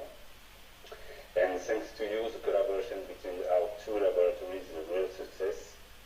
I'm glad to know that there will be a continuation of our activities. To conclude, I really enjoy working with you, Mikaël, and the whole team, and thank you again. Thank you, Gilles. Okay, thank you very much, Gilles.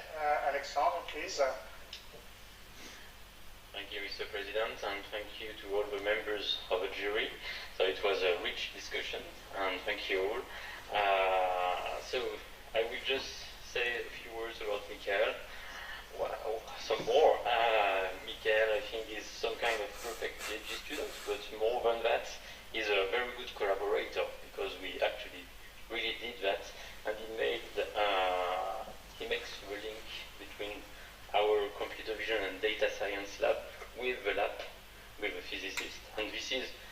first, a very strong exchange with all the qualities that were mentioned with your contributions before. So you were able to cope with physical phenomenon understanding, so the initial physical problem, and you were also able to propose very interesting solutions from a computer vision and data science point of view, and all this in a big data context, so congratulations. So I've got a few words, but let me tell you that it was really a good experience. I really appreciated working with you, always positive, curious, efficient, and it led to very constructive collaboration with you first, and also with other labs as a lab, and it is, in my opinion, only the beginning. So congratulations once again. Thank you, Alex. Okay, thank you very much, Jason. And finally, Thomas, if you want to add a few words. Yes, the last one, so to be brief, I just want to congratulate you again for your work. The sun is not very good. Going back to school after being in the... Okay, do you hear me better? Every 2 words, more or less. Okay.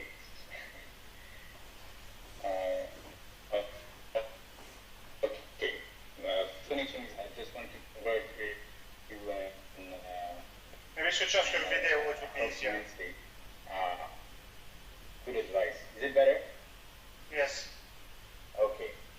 So yeah, I just want to congratulate you for your work and going back to studies and doing a PhD. Yeah, in the industry, I think it takes a lot of energy. Actually implicated in the projects, showing a very strong will to learn, and also being very, and if I'm being very selfish, I hope you will stay with us. There's much to do as a mission. This is opening the way to studies and science. Thank you, Tony. Okay, so we did not get everything, but I think it was still and more or less understandable. Okay, now I think the jury will leave this virtual room, and do you all have the links for the deliberation room? If yes, we just move to there. Otherwise, you send me an email if you don't have the information, and I will. And then, well, you, Mikaël, you can stay in this room if you want in this one, and probably Patrick will send you a message whenever we come back. Thank you. Okay. So see you later. Thank you.